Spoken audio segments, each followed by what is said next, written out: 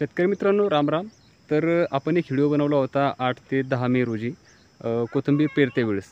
तर आताचा हा व्हिडिओ जवळपास 10 ते 12 दिवसांनी येतो आहे आपला.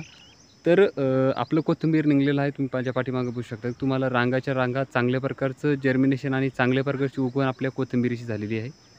आणि या ठिकाणी तुम्ही बघू शकता की इकडं आपण एक स्प्रिंकलर लावलेला आहे आणि या बाजूला एक स्प्रिंकलर लावलेला आहे आणि पलीकडे एक स्प्रिंकलर लावलं होतं. परंतु ते आपल्याला चाऱ्याचं नियोजन करणं करणं चालू आहे बाजूला.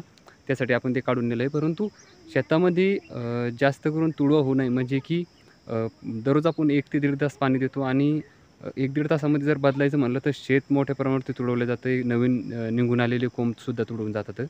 त्यामुळे आपण आता 3 स्प्रिंकलरची टप्पी या ठिकाणी टाकून ठेवलेली आहेत. जेणेकरून फक्त काठावरच त्याचं पाईप बदलणे आणि शेत आपलं एकाच ठिकाणून भिजलं पाहिजे. कारण की आपल्या पिकाचं नुकसान हे होत होतं. तर जर्मिनेशन चांगल्या प्रकारे झालेलं आहे. परंतु याच्यामध्ये एक महत्त्वाची बाब म्हणजे की आपण जे 1 ते 1.5 सेंटीमीटरवरती पेरलं होतं ते चांगल्या प्रकारे निघून आलं आणि जवळपास 10 ते 15 गुंठे आपण थोडंसं आपल्याला अनुभव नव्हता, तर आपण ते खोल पेरलं. त्यामुळे ते निघून आलेलं नाही आहे. म्हणजे 30%च निघून आलं आणि 70% जवळपास जमिनीमध्येच आहे अजून. तरीसुद्धा ते निघतं आहे कारण की दररोज आपण 1 तास याला आपण पाणी देत आहोत. तर याला आता आपण पूर्ण स्टेप बाय स्टेप व्हिडिओ बनवणार आहोत. असं नाही की मी कोणी प्रगतशील शेतकरी आहे किंवा शेतीतज्ञ आहे. माझ्या अनुभवातून मला जेवढ्या गोष्टी समजतात, मी तुमच्यापर्यंत शेअर करण्याचा प्रयत्न करीन.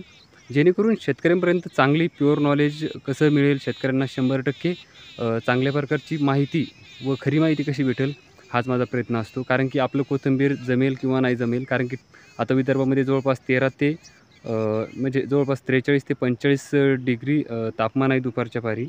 तर हीटमुळे सुद्धा खराब होऊ शकते. कारण की मी बऱ्याच ठिकाणी बघितलं आता माझ्या शेतामध्येच, की जमीन जर तडकली, तर मोठ्या प्रमाणावरती हीटमुळे जमीन गरम होऊन आपले पीक हे मरत आहे बऱ्याचशा ठिकाणी. त्यामुळे आपण दररोज 1 तास पाणी याला सुरू ठेवणार आहोत आणि जवळपास म्हणजे 12 ते 13 दिवस झालेत आज पेरून. तर आता एक 2-3 दिवसांनी मी व्हिडिओ बनवेल, की आपल्याला स्प्रे कुठला घ्यायचा आहे याच्यावरती. कारण की कोथिंबीरीला काही जास्त फवारण्याची गरज नसते. परंतु हा उन्हाळा आहे याच्यामुळं लवकर ग्रोथ कशी होईल या अनुषंगाने आपण याच्यावरती एखादा स्प्रे घेणार आहोत. फेसबुकवरती बघत असाल तर चॅनलला पेजला फॉलो करा आणि यूट्यूबवरती बघत असाल तर सबस्क्राईबसुद्धा नक्की करा.